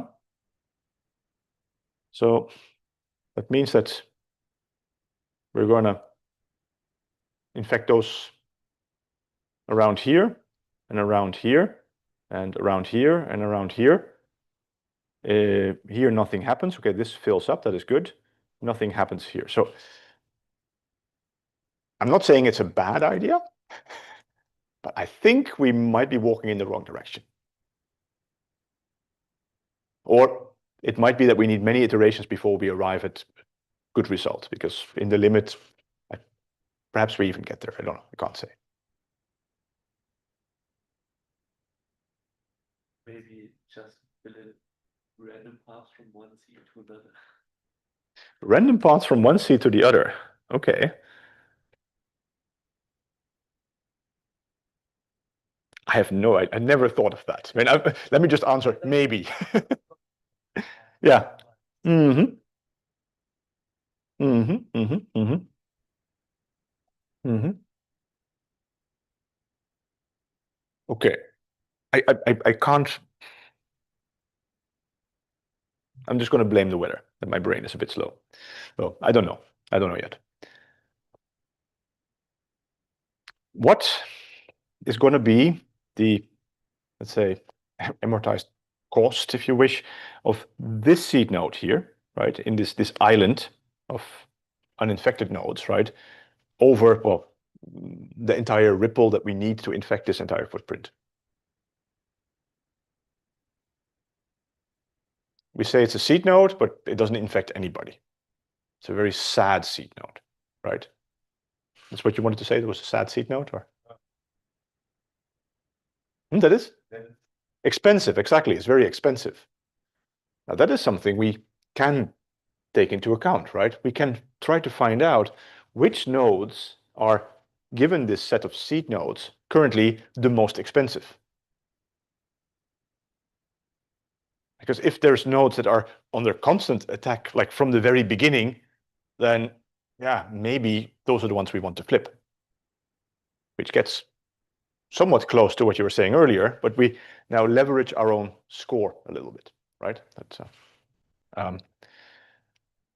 Now, rather than really computing the score and leveraging just that, and we need to do this for every node, and that we would rather, again, take some spectral notion. And a bit similar like before, where we wanted to look into which nodes are most central within the infected footprint. We want to see, well, which nodes have the highest empirical risk over the duration of a ripple. Empirical risk being like the risk of being infected. And given that they don't get infected, they have a high cost. Now, that is something we can indeed write down in a neat way. And we, as in this particular case, I mean, so Shashi really did the heavy lifting. Let me see, where are we? Yeah, so good.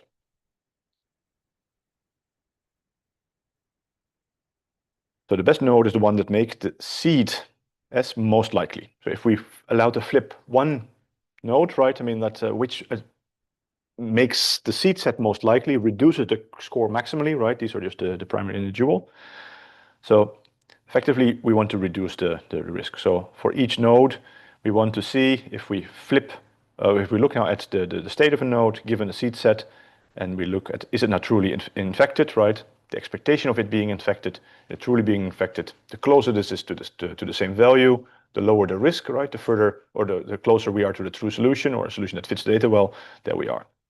So then the best node to flip, right, to consider green rather than uninfected, is the one that maximizes the difference between the empirical risk without this node and the one with. That's effectively what we're doing. This is for fine, but then we're still looping over individual nodes, right? I mean, that's which we just said that we don't want to do. But we can rewrite it, again, using spectral analysis by now looking at so the smallest eigenvalue. So we want to look now at which node, which uninfected node is closest to a seed node. And closest really like spectrally like all possible connections, all possible edge paths, effectively. That allows us now to use the same, pretty much the same result, but then in reverse. Rather than looking at the infected nodes to find most central, it's more like which is the closest to the infected nodes, but not infected itself. So it's literally, well, the opposite. Right? We use the same method, but in the opposite direction. And that gives us the uninfected nodes most central. And therewith also would have the highest cost, and so on and so forth. So now, previously, we had the problem that if we took now the one with the lowest eigenvalue, right, computed over slightly different metrics, right? And that's and then we took the second closest. That, well, was a bad result for us because we wanted to have diversity, right? With different parts of the graph.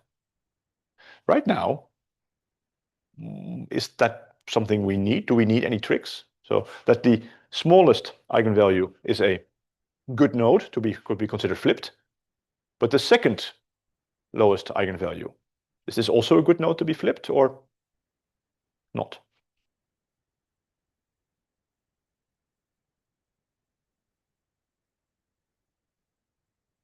So the second lowest is, well, then not the lowest, but it's still very close. It's uninfected, it's very close to a seed node. It still has a very high cost. So, of course, it could be that by flipping this one, the top one, right, I mean that the second one all of a sudden would drop all the way, but the chances are quite low.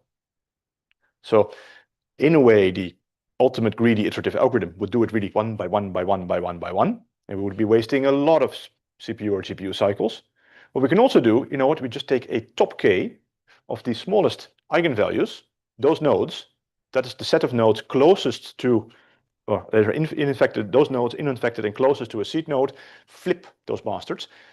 And we just have to define a value for k, for how many do we do in each iteration. And that's that. It's a bit crude, but it works. It's also exactly what we do. Okay, I'm going to skip on how we do this exactly. But, yeah. So now we need to decide how many. This is where MDL kicks in again. Because if we can imagine the one by one algorithm, right? I mean, does it make the score go lower okay, keep on going. If the score starts to go up, right, it costs more bits, stop. There you also see that doing it one by one, or if you make one slight mistake, so doing actually a smaller group of 5 or 10 or whatever number of nodes, sure, you might overshoot and therewith, in a way, underfit the number of uninfected or truly affected nodes.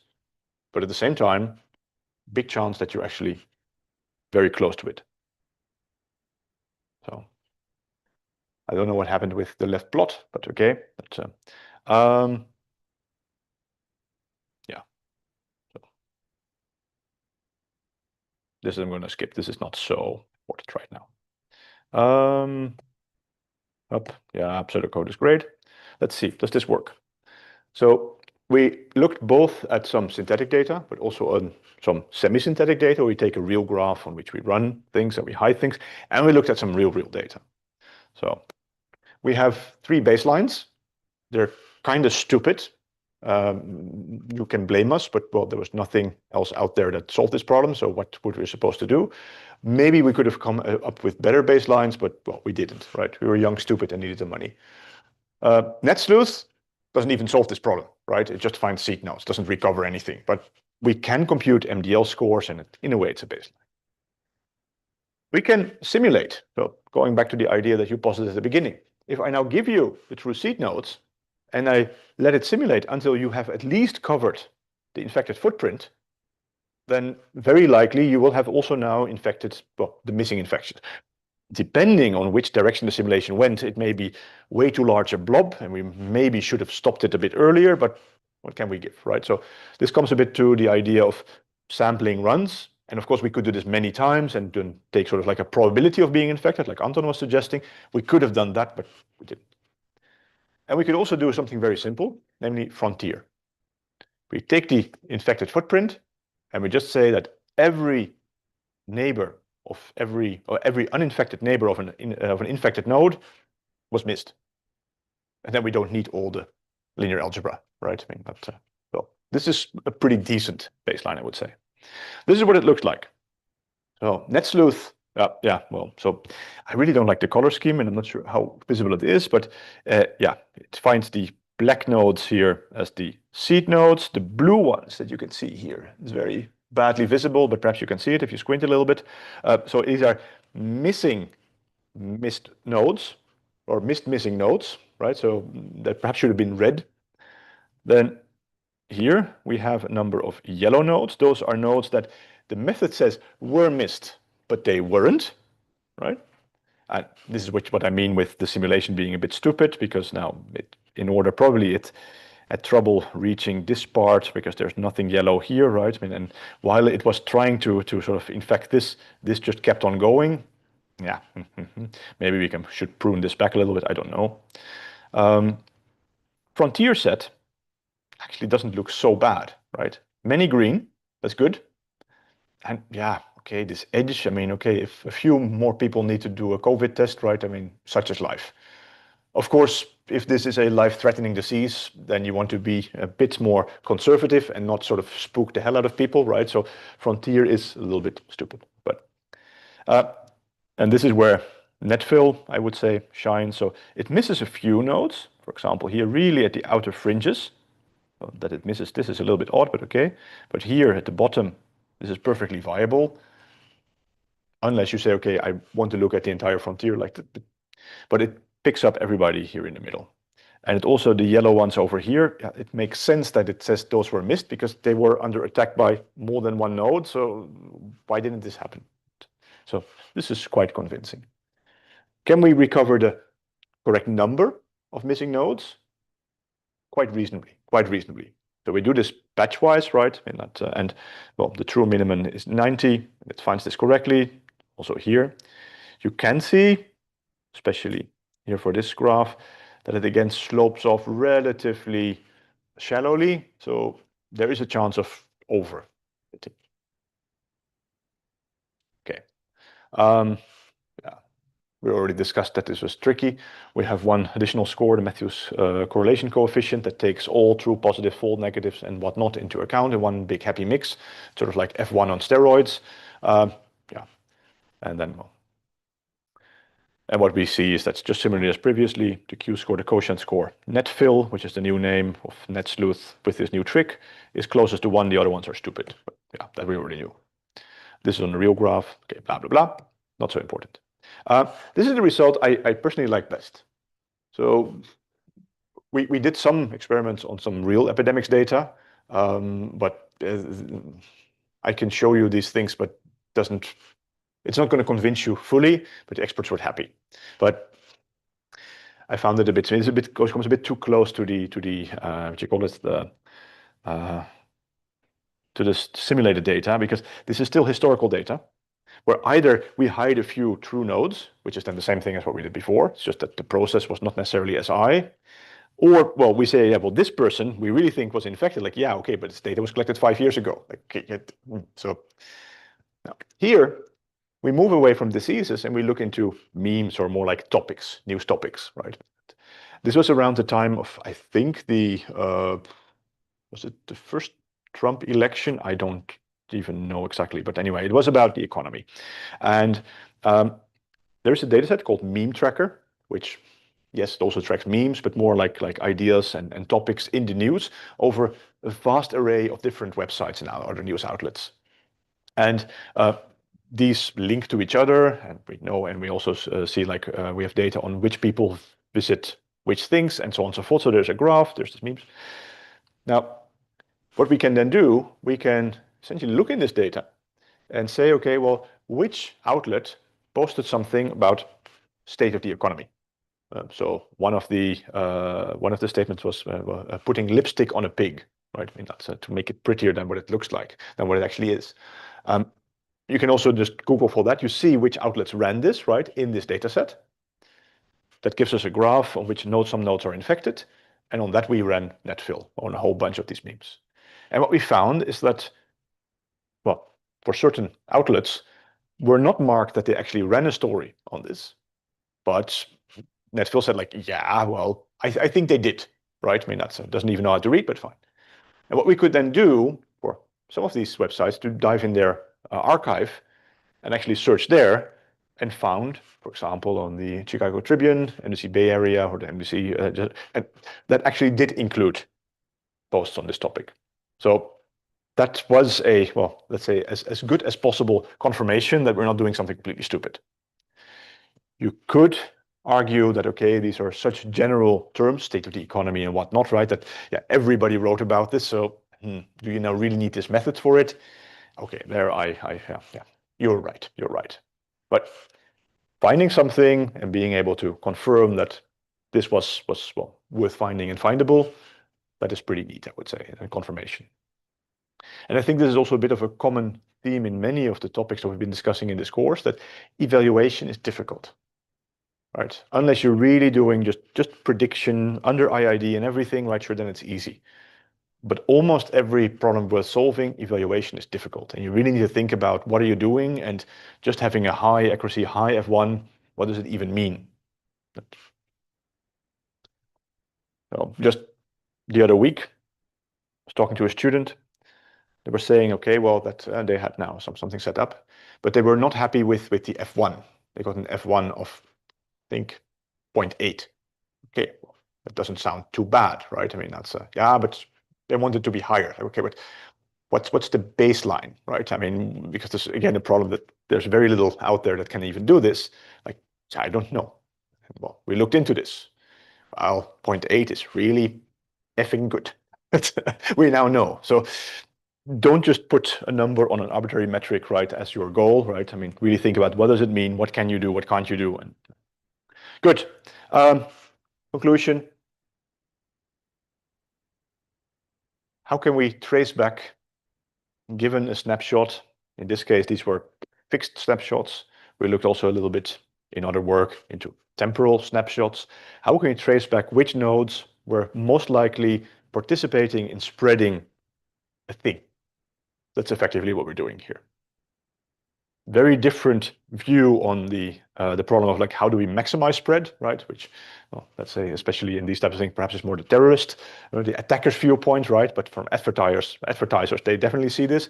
So in the terms of advertising, well, we can determine, well, Perhaps which nodes should we try to inoculate, so such that we maximally reduce the spread, right? So you could see this a bit of an arms race. There's really two sides to this, to the metal of this, or this problem, or the metal of this problem.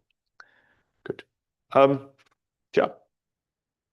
Now it's up to you to let me know if I should keep this lecture in this form or another form at all, or if I should drop it like I already wanted to do 8 or 9 years ago. But, on that, I'm going to now close the lecture and say thank you and stuff.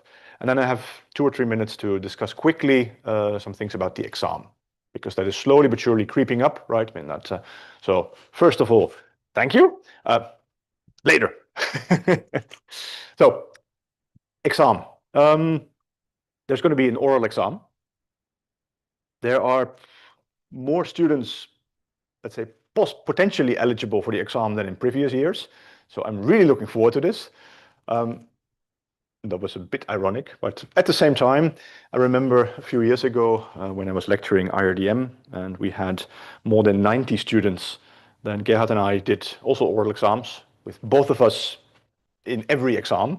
So, well, now it's more in the order of 30, 35 or something like this. So it's only a third, so everything should be fine. In general, the setup will be roughly as follows, right? I mean, that depends a little bit on how many people on what day and what not, and that, how can we arrange it. But typically, I reserve so half an hour, 1/2 hour per student, of which we'll be using roughly 20 minutes, give or take, for, well, a scientific discussion. The rest of the time is a bit of, okay, I need to check your student ID, and these are some formalities. Then after this 20 minutes of discussion and over, you're being kicked out of the room, not physically, but friendly asked to step out. And I will discuss with my co-examiner, which most likely will be one of my PhD students or a postdoc, somebody who knows these topics and can value the discussion, but also can interfere if things are going off the rails and, I mean, if there's misunderstandings or whatnot. And we will determine the grade and we'll give you this then, well, immediately after. That is the general idea. Okay, now, I don't know if all of you already have experience with oral exams in general or here at UDS. So I see some people shaking their head, I see some people nodding, so okay, it's a bit like this. An oral exam, I mean, I really prefer oral exams over written exams. I'm not certain if this held true when I was a student, but as a lecturer, I definitely do. A written exam is kind of stupid, because in a written exam, I can only ask questions that you can, well, write out, and it's sort of like, well, explain this thing that I know that you should know, right? Or solve this algebra equation. Or it's more reproducing than being able to really see how well do you understand the topic. A regular written exam cannot test, or barely at all can test, if you understand. Another problem with the written exam is that, well, if, let's say, question 1A goes over your head, then typically you're dead, right? I mean, even if it's not like everything is connected. But, it's kind of hard in a written exam to, well, if I notice that, okay, wait a second, you know more about this than about that, but I can move a bit more freely as the examiner, right? And that is a good thing for both me and for you. I'm not saying that you should come into the exam like, okay, I didn't study the first half, right? Just ask me about the second half. In the end, right, I still have to judge you, have to grade you by, as if it would be a written exam. Would you have achieved 50% of the points? That's the pass-fail. And, well, if yes, then okay, where on the scale are you, right? So don't come to me with, okay, I didn't study topic X or Y or Z. I mean, that would be stupid. So what are the topics that we're going to be discussing? Everything. Everything. Perhaps not the weather, right? But everything that was on the slides, everything that was said, everything that we had discussions over, the assignments that you chose to do, right? And the reports that you wrote. This entire mix. That's basically the stuff that I expect you to know and to be able to talk about. That includes, for example, if you did your assignment on the sequential pattern miners, right? I mean, then I expect us to, well, pick up on where your report left off and ask a few questions about that. Now already gave away the question, but okay, well, steady state. What would be for this model, for that model, right? We already discussed this at length today, so that would, but this is not really something that was literally written, so it's not a reproduction type of exam, but it's really like, can you think on your feet? Can we discuss? And the nice thing is, again, that it's not written in stone what I'm going to ask, so we can sort of dance a little bit, right? But well, it's a bit of a tango, perhaps.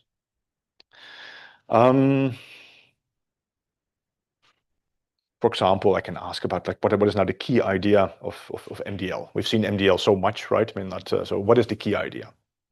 Or how does it relate to this or to that? Or suppose that we would now take crimp. We spoke about crimp, right? I mean, that crimp doesn't allow for noise, effectively, right? Pattern A, B, C, D, E, F, G can only be used if A, B, C, D, F, G is really used there. Okay, what are the downsides of this choice? What are the advantages of the choice? And can we fix this? Things like this. So in a way, it is super easy to prepare for this exam because it's really just, well, having been here, having thought about this and whatnot. It's also hard, and it's not really that I can give you demo exams because yeah, the questions come up as they go, right? So make sure that you understand. And then very similar to the reports, those are also about understanding, right? And some people understand topics a bit more deeply, some people a bit more shallowly. But in the end, the exam is testing, okay, how well can you reason, can you think critically about the topics we've seen? That is what an exam is typically about.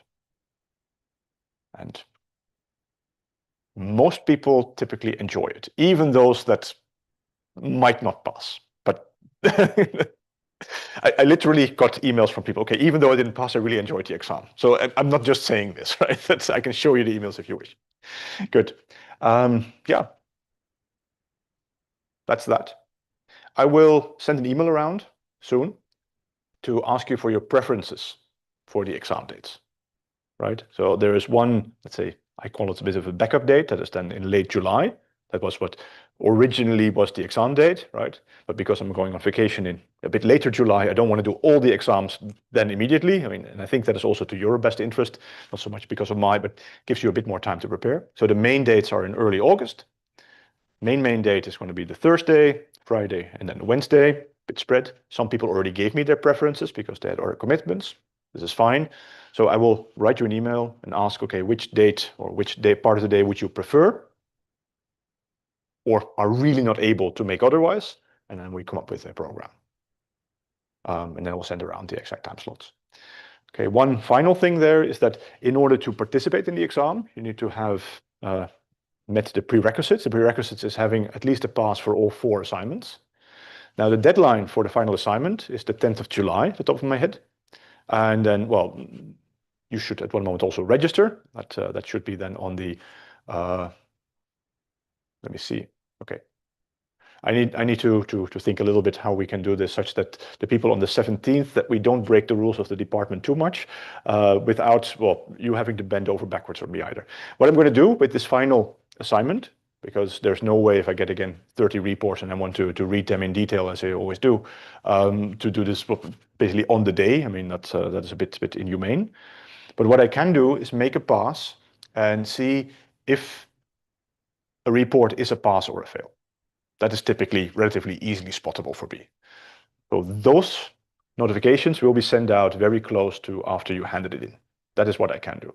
And then it will take a little bit long for the final comments, but okay, that matters a little bit less in the end, right? I mean, but I'll still try to do this as soon as I can.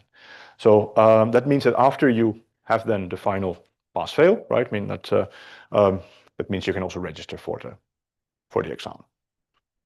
And please try not to seek out the edges of my goodwill, but typically the people who arrive at the 4th assignment, especially those that arrive there unscathed, tend to know the drill, and well, the chances of a pass is that way for those people typically quite high.